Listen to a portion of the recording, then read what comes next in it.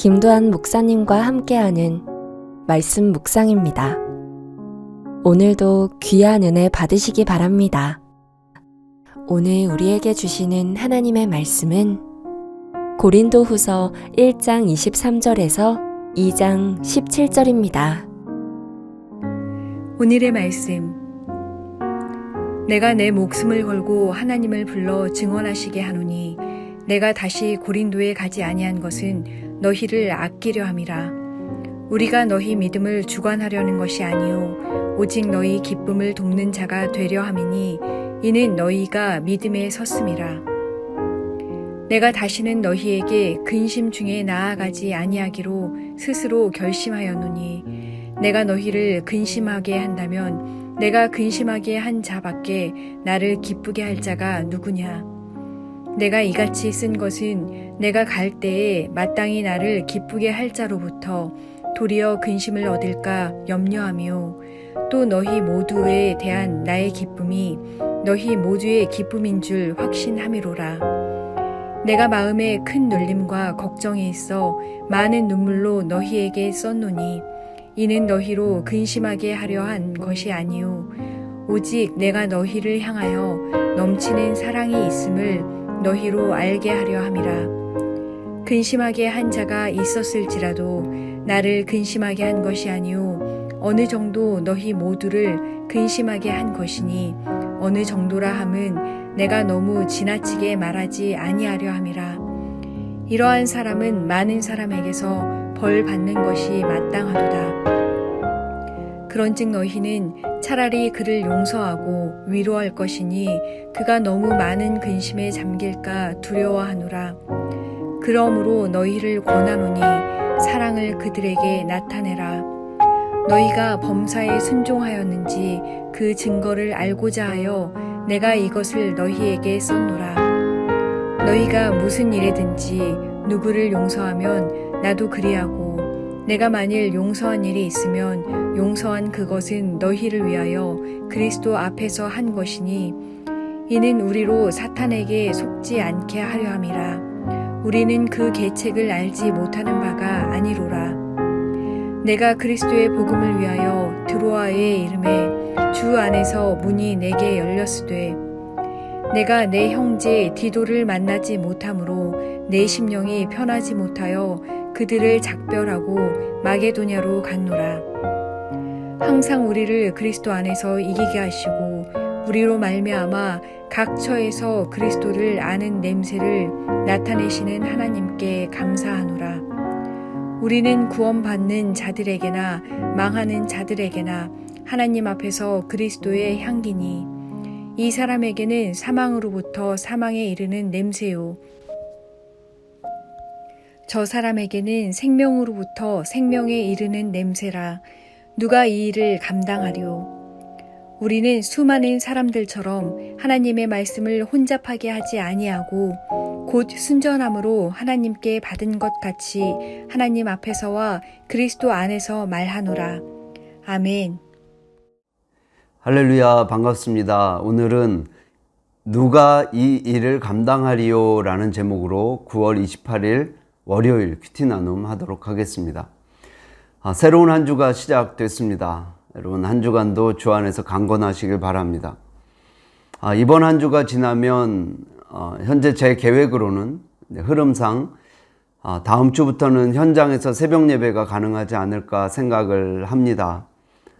이 말인 즉슨 이번 주가 영상 보내드리는 것이 일단락이 될 수 있으니 더 열심히 하시라는 어떤 당부의 말씀입니다.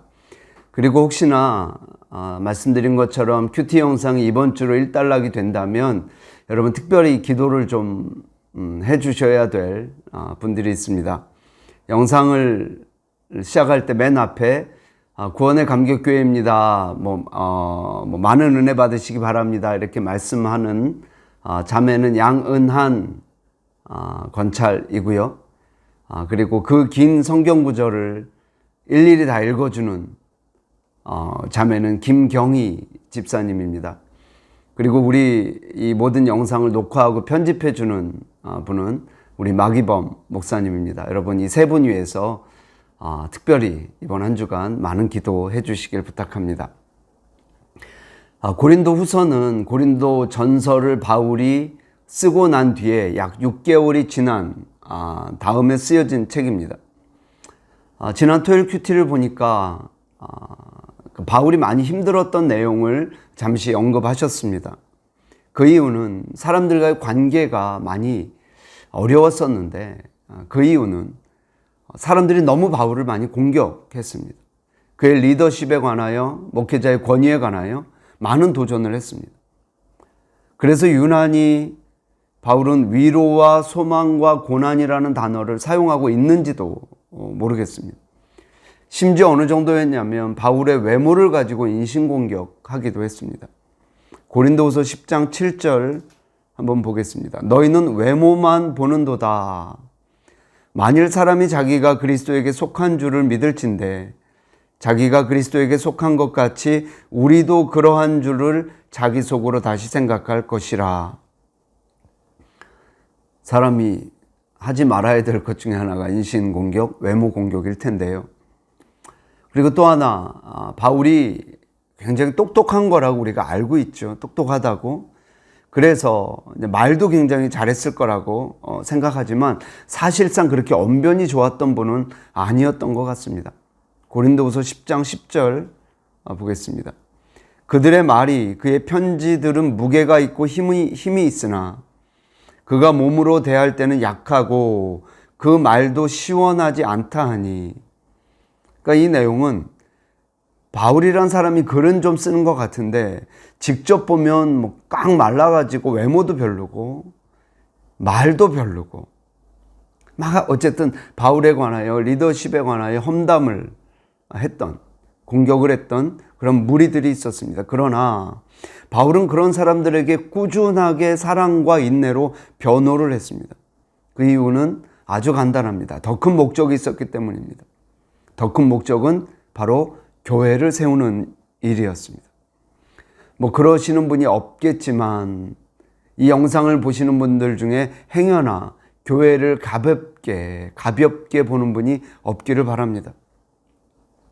세상이, 지금 우리가 살아가는 세상이 교회를 정말 많이 조롱하고 정말 많이 핍박하고 성도인 우리가 잘 못 살고 또 목사인 저 같은 사람이 잘 못 살아서 욕을 많이 먹지만 그래도 교회는 교회입니다. 이 시대 유일한 희망이 교회고 하나님의 소망이 담겨 있는 것이 교회고 예수님의 피가 흐르는 것이 교회이기 때문에 그렇습니다. 근데 우리가 잘 아는 것처럼 교회는 건물이 아니라 공동체입니다. 그래서 바울이 마음을 쏟았던 것은 바로 사람입니다. 함께 교회를 빌딩업, 세워나갈 동역자였습니다. 16절 보겠습니다. 이 사람에게는 사망으로부터 사망에 이르는 냄새요. 저 사람에게는 생명으로부터 생명에 이르는 냄새라. 누가 이 일을 감당하리요? 누가 이 일을 감당하리요? 이 바울이 관심이 있었던 부분입니다. 도대체 누가 나와 함께 이 일을 감당할 수 있겠는가? 12절 보겠습니다. 내가 그리스도의 복음을 위하여 드로아에 이름에 주 안에서 문이 내게 열렸을 때, 즉 바울이 누가 이 일을 감당하리오라고 했을 때 이 일은 바울과 함께 복음을 전하는 일이었습니다. 바울이 이런 사람을 찾았던 것입니다. 여러분, 요새 영적으로 어떠신가요? 괜찮으십니까? 평소에도 사실상 그렇게 예민하지 않은데 요즘은 더 어렵지 않습니까? 여러분의 영적 상태에 점수를 내리신다면 몇 점이나 주실 수 있겠습니까? 상중하로 나뉜다면 중은 되시겠습니까? 아마 쉽지 않을 거라는 생각이 듭니다. 그러나 여러분 기억하셔야 됩니다. 하나님은 지금도 교회를 세울 사람을 찾고 계시다라는 것입니다. 왜냐하면 지금도 하나님은 교회를 통하여 일하시기 때문에 그렇습니다. 그래서 교회의 공동체로 모이고 교회를 사랑하는 사람들을 우습게 여기거나 가볍게 여겨서는 안 됩니다. 그들은 가난해도 위대하고 못 배웠어도 대단한 사람들입니다. 왜냐하면 하나님께서 그들의 손을 통하여 일하시기 때문에 그렇습니다.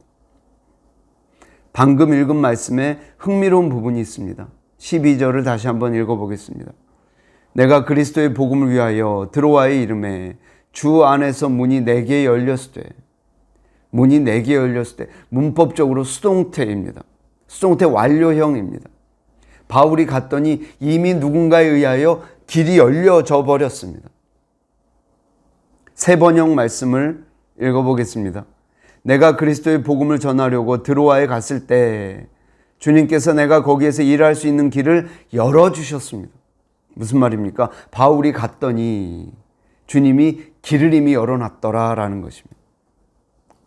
간단하죠. 바울의 역할, 순종. 그래서 간 거. 주님의 역할, 일이 되도록 하신 것. 또 하나 13절, 14절 보겠습니다. 내가 내 형제 디도를 만나지 못함으로 내 심령이 편하지 못하여 그들을 작별하고 마게도냐로 갔노라. 항상 우리를 그리스도 안에서 이기게 하시고 우리로 말미암아 각처에서 그리스도를 아는 냄새를 나타내시는 하나님께 감사하노라. 똑같은 패턴입니다. 마게도냐로 순종하여 간 사람은 바울. 그러나 거기서 그를 이기게 하신 분은 하나님. 문을 열어주셔서 길을 걷게 하시고 가게 하셔서 이기게 하신 분은 하나님. 그렇다면 내 역할과 하나님의 역할은 굉장히 분명하죠. 내 역할은 순종하고 반응하는 것, 하나님은 이기게 하시는 것. 여러분 어떤 의미인지 이해되시죠? 하나님이 꾸준히 우리를 부르시는 이유는 우리를 동참시키고 싶으신 거예요. 그분의 계획에, 그분의 일에. 저는 이 말씀을 듣다가 여러분의 가슴이 다시 한번 뜨거워지길 바라요. 하나님의 계획에 우리가 부족하기 끝이 없지만 참여시키고 싶으신 겁니다. 여러분 어렸을 적 기억하십니까? 그리고 여러분의 자녀를 키울 때 기억하십니까? 저도 어렸을 때 그랬고 제가 저희 아이들을 키울 때도 그랬고 안 시키는 게 나은 적이 너무 많이 있죠. 청소를 시키면 더 더러워지고 심부름을 시키면 엉뚱한 짓 하고 오고. 그런데 부모는 그런 놈이라 안 시키는 게 아니라 꾸준히 시키죠. 꾸준히. 이유는 뭡니까? 그 과정을 통하여 이 아이가 점점 더 괜찮은 어른이 되어가는 거죠. 오히려 일을 그르칠 때가 많아도 부모는 포기하지 않죠. 계속 불러냅니다. 똑같죠. 하나님이 우리를 부르시는 이유입니다. 이렇게 부족하고 더럽고 쓸모없는 것 같아도 하나님이 꾸준히 우리에게 콜링하시는 이유가 거기에 있습니다. 그렇다면 여러분, 지금 우리가 교회도 잘 못 모이는 상황 가운데 하나님의 일이 무엇이겠습니까? 적어도 본문에서 말하는 누가 이 일을 감당하겠는가 할 때 이 일은, 이 하나님의 일은 전도입니다. 요새 전도 못해요. 교회가 전도 행사 합니까? 기쁨의 날 있나요? 못하죠. 그러나 여러분 우리는 잊지 말아야죠. 전도 행사와 상관없이 전도는 하나님의 명령이라는 거예요. 우리에게 주어진 사명이라는 거예요. 목사, 장로, 권사, 안수집사 다 상관없이 모든 예수 그리스도를 주로 영접한 사람에게 주어진 사명이라는 거예요. 지금 하나님의 메시지는 간단합니다. 네가 복음을 전하면 길은 내가 열어주겠다라는 것입니다. 네가 나의 말에 순종하면 이기게는 내가 해주겠다라는 것입니다. 마치 네 작품인 듯 내가 일을 해주겠다라는 것이죠. 오늘 말씀을 정리하겠습니다. 오늘도 하나님은 우리를 부르십니다. 누군가를 찾으십니다. 누가 이 일을 감당하겠는가? 누가 저 사람에게 복음을 전하겠는가? 사랑하는 우리 구원의 감격교회 여러분, 이번 한 주도 잘 지내시되 하나님의 음성을 듣고 하나님께서 만나게 하신 그 사람에게 예수님을 전할 수 있는 그런 여러분 되길 주의 이름으로 축원합니다. 그러면 하나님이 이기게도 하실 것이고 길도 열어주신다고 말씀하셨으니까 이번 한 주 그런 한 주가 되기를 바랍니다. 기도하겠습니다. 하나님 은혜 감사합니다. 이렇게 부족한 사람임에도 불구하고 꾸준히 콜링해 주시는 그 하나님의 의도를 알기를 원합니다. 누가 이 일을 감당하겠는가? 하나님, 부족하지만 제가 해보겠습니다. 주님이 길을 열어주실 것을 믿사오니 주여 열어주시옵소서. 그 마음으로 도전할 수 있도록 은혜를 더하여 주시옵소서. 특별히 이번 추석 명절에 누가 이 일을 하겠는가, 누가 이 일을 감당하겠는가, 주님의 음성 듣는 귀한 한 주가 되도록 역사하셔서 복음을 전할 때 귀한 열매가 맺혀지는 역사를 보게 하여 주시옵소서. 예수님의 이름으로 기도드리옵나이다. 아멘.